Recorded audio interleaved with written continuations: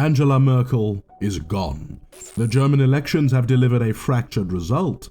What explains the sudden success of the Social Democrats, a party that was on life support just months before this election? What explains the collapse of the CDU and the rise of the Greens?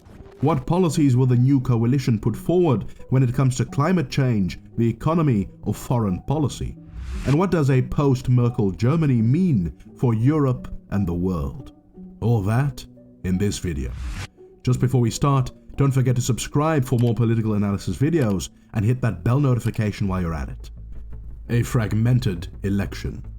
The 2021 election has revealed a fragmented political landscape in Germany. The two traditional parties, the SPD and the CDU-CSU, once commanded a combined vote share of over 80%, but can now barely scratch together a combined 50% of the vote. While the SPD, a center-left social democratic party, has won the election, it has only won with 25% of the vote, the lowest vote share of a winning party ever, granting it 206 seats. The biggest loser was the center-right CDU-CSU alliance, an alliance between the Christian Democratic Union and its Bavarian sister party, the Christian Social Union. Without Angela Merkel, the party's vote share collapsed from 33% in 2017, already a low result, to just 24% in 2021, with 196 seats. In third place are the Greens, who surged to 15%, gaining 118 seats, their best showing ever. The pro-business liberal FDP scored 11% with 92 seats, while the hard-right nationalist AfD slipped to just 10%, scoring 83 seats. In sixth place is the hard-left socialist Die Linke, who barely scratched 5% with just 39 seats. In last place is a newcomer to parliament with just one seat, the SSW, which represents the Danish and Frisian minority in Schleswig-Holstein. So what explains these results? In 2020, the CDU was polling at 40%, but much of this had to do with the boost that Angela Merkel received in the wake of the pandemic. A closer look at the numbers shows that the CDU and SPD have been experiencing a consistent decline in their votes for decades. Some of this has to do with the increasing polarization of politics across the Western world, with more people turning away from the center toward radical parties like the populist AfD. It also has to do with the generational divide. The CDU and the SPD represent the political divides of the past. Angela Merkel's moderate approach was reassuring to older voters, but now that she's gone, there's more appetite for change.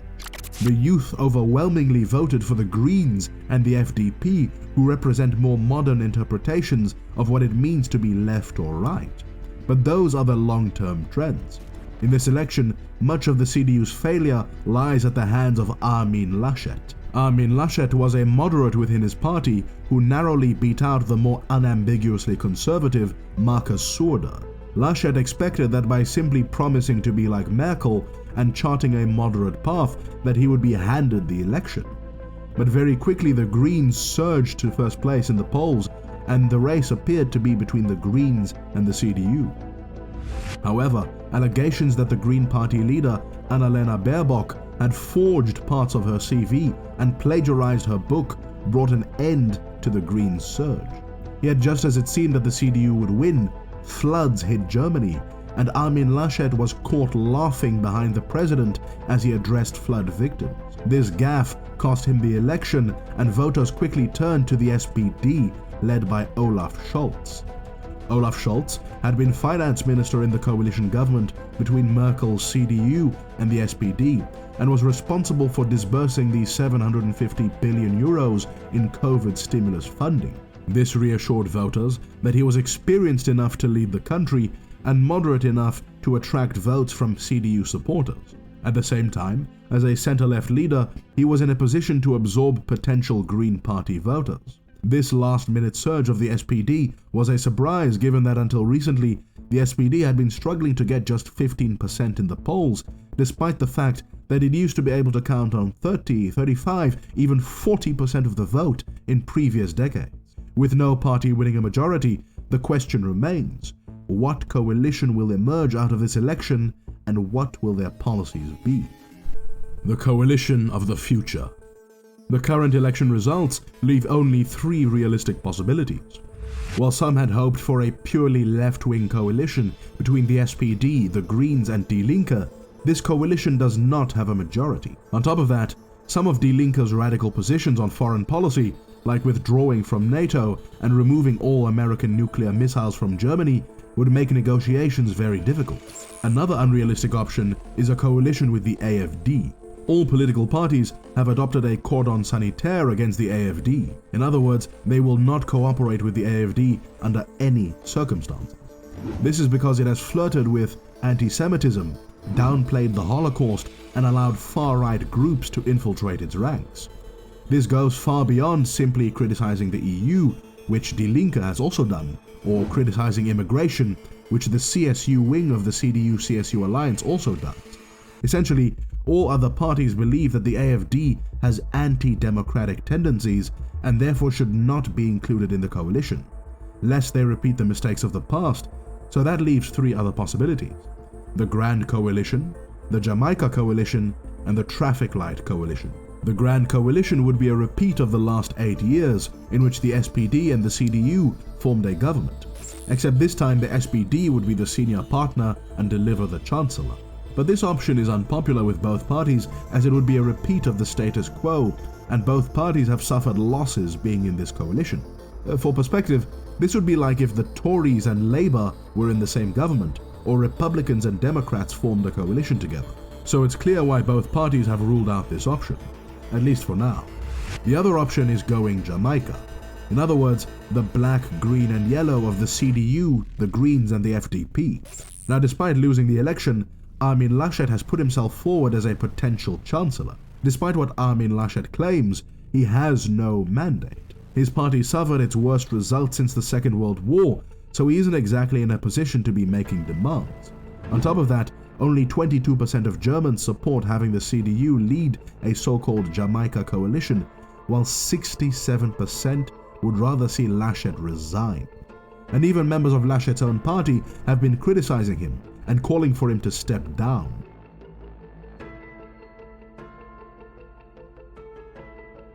The final option, however, is the most likely: the Traffic Light Coalition, or the red, yellow and green of the SPD, the FDP and the Greens.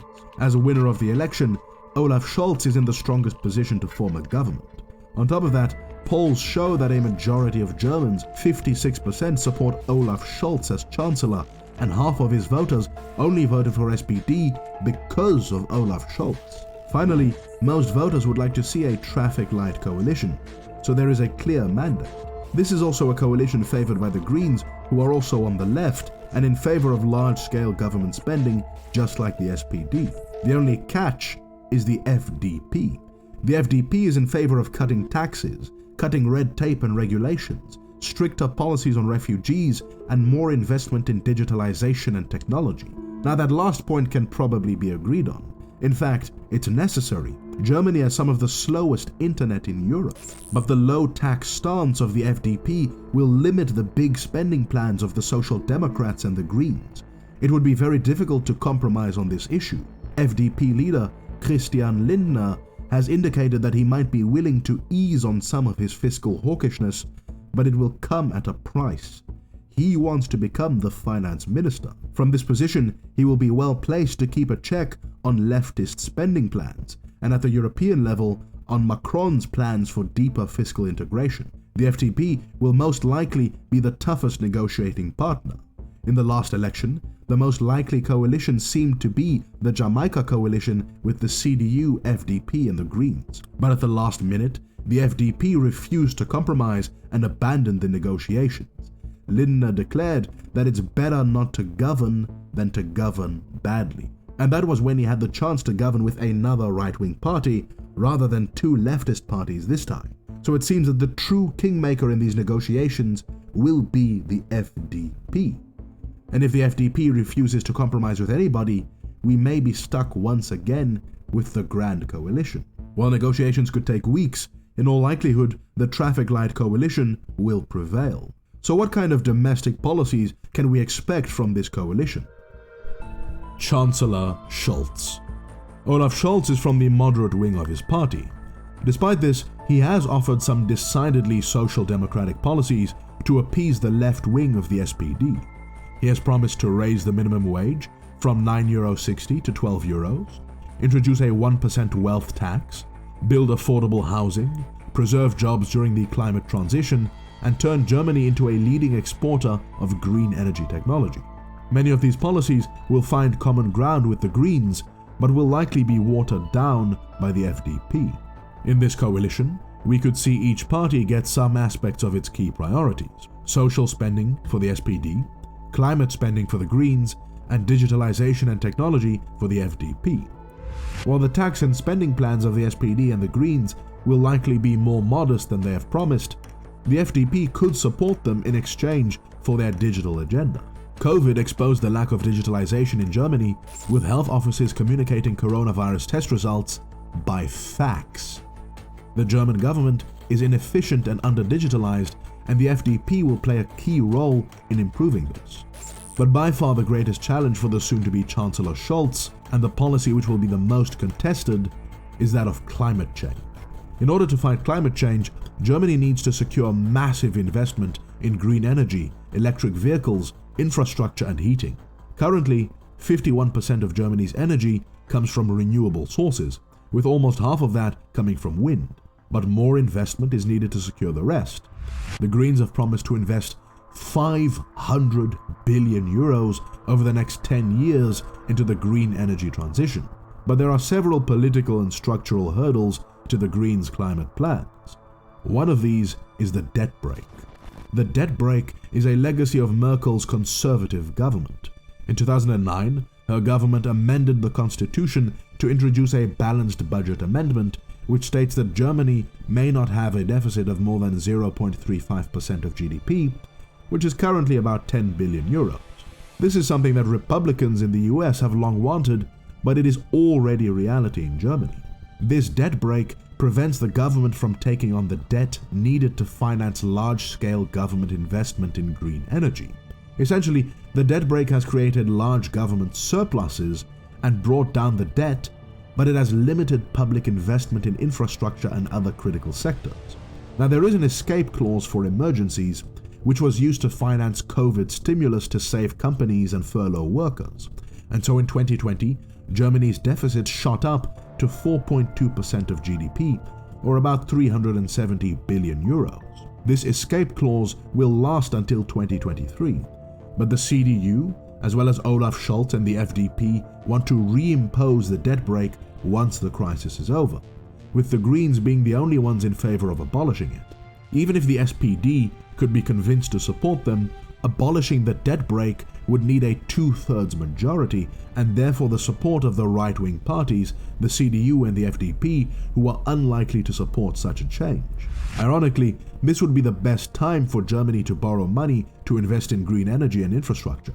Germany can borrow money at negative interest rates. In other words, investors actually pay Germany to hold government bonds, rather than the other way around, and so the country would actually make money by borrowing it. On top of that, while a few years ago the German public may have been worried about skyrocketing debt during the height of the euro crisis, today the German public is in favor of more spending and less fiscal hawkishness. Fortunately, there are ways around this. Deficit spending could be funded using an off-budget funding mechanism that circumvents the debt brake. This is used to fund Germany's railways. But such a fund has to be independent of state control and can only be used for limited and specific purposes, making it difficult to set up for the €500 billion in spending that the Greens want for climate change. The other hurdle is the FDP. Now, there are some points of agreement between the Greens and the FDP that the coalition could agree on. They both want to cut the €40 billion in subsidies to the fossil fuel sector. They are both interested in increasing the number of charging stations for electric cars. Both want to simplify the approval process for building solar and wind farms, and both support incentives to encourage recycling. The SPD will likely support these proposals too. But the FDP at its core does not believe in bold government action. Instead, they believe that a combination of market forces and technology are what is needed to fight climate change. For instance, The FDP supports carbon pricing and the EU Emissions Trading System, or ETS. Under this system, the EU sets a limit on the total amount of carbon that can be produced, and then hands out licenses for how much carbon each company can produce. Companies that produce less than the cap can sell their licenses to companies that produce more, and over time the cap is decreased so there are fewer licenses, which increases the price of carbon, incentivizing companies to innovate and produce less CO2. But until recently, the price of carbon in Europe was too low, and so market forces were not solving the problem. This is why direct government action is also needed, something which the FDP opposes. The FDP also supports so-called bridging technologies that produce less carbon that can be used as a bridge until we get to 100% renewable energy.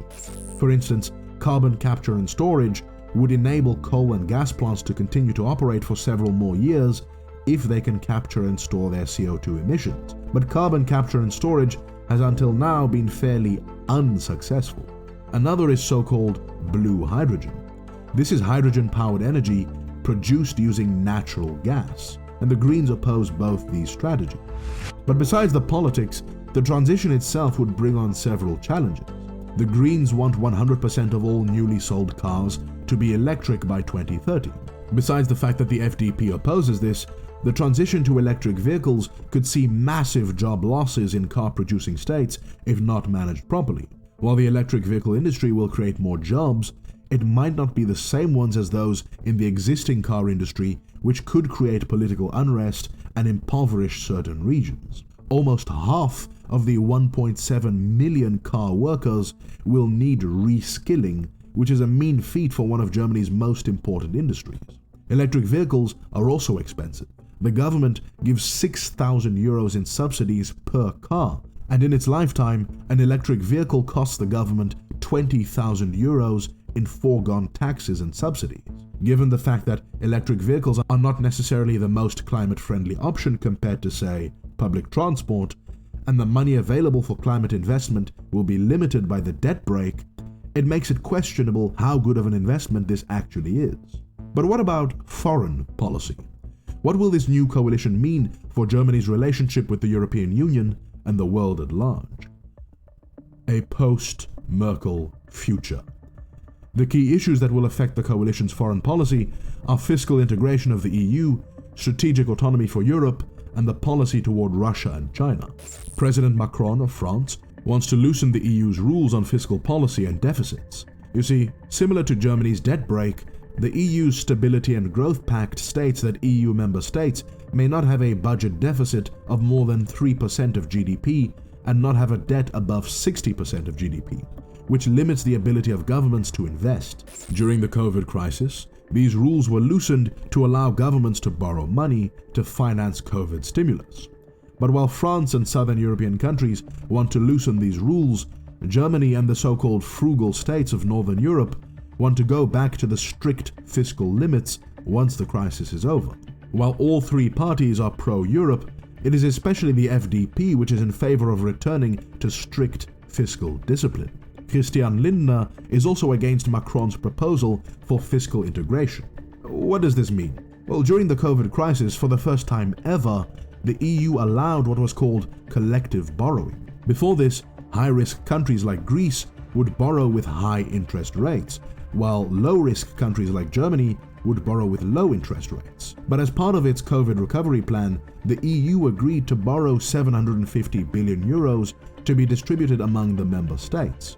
The interest rate for this money is somewhere in the middle between high and low, which means that rich northern states are effectively subsidizing the debt of poorer southern states. France, as well as Spain, Portugal, Italy, and Belgium, all have debts exceeding 100% of GDP in violation of the Stability and Growth Pact. They want to loosen these rules and continue the policy of collective borrowing at the EU level.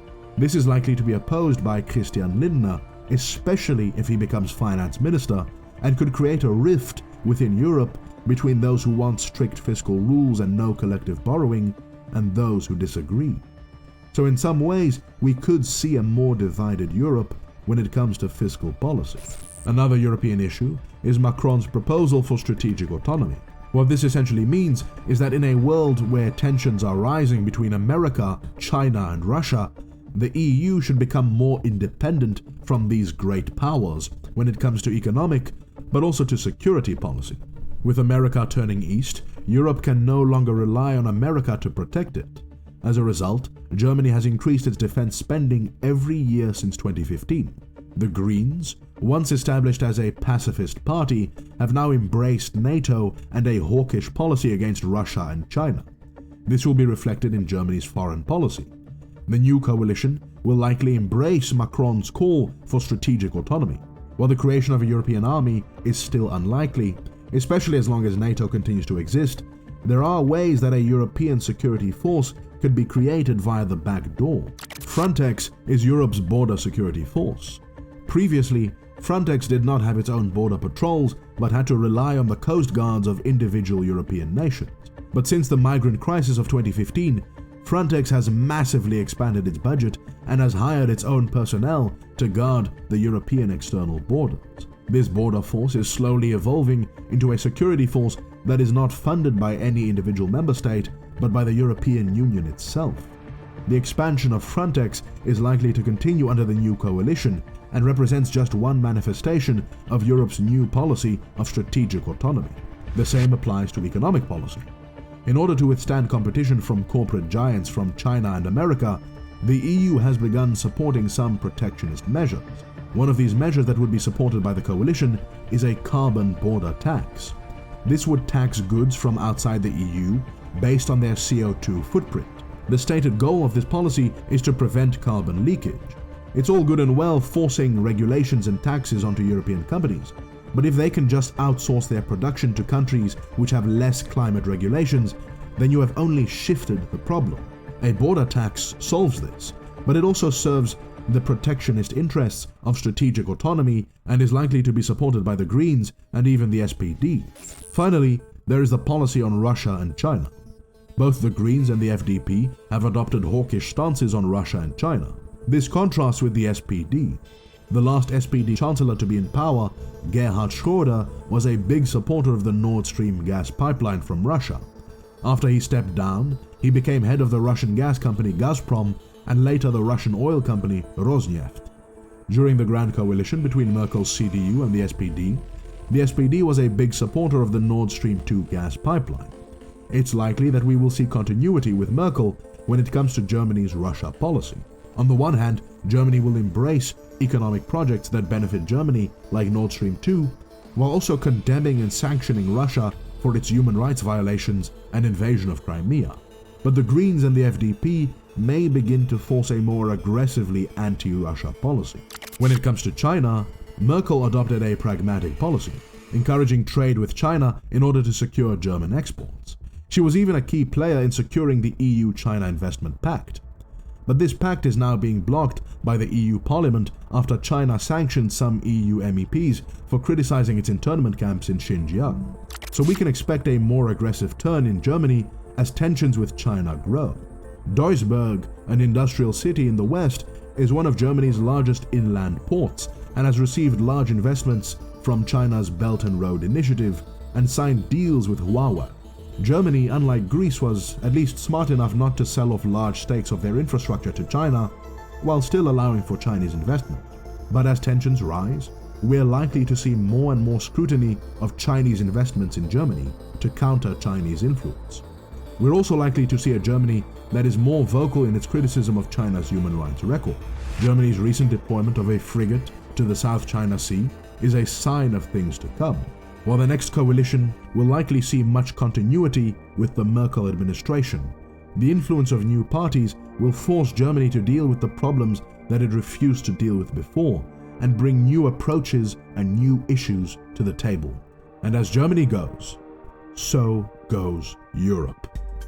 If you enjoyed this content, consider becoming a Patreon and gain access to exclusive benefits. Leave a comment for the algorithm. Thank you to my Patreons including Linda, Richard, Eisenskjold, and many more for making this video possible. Like, share, and subscribe, because this was my take.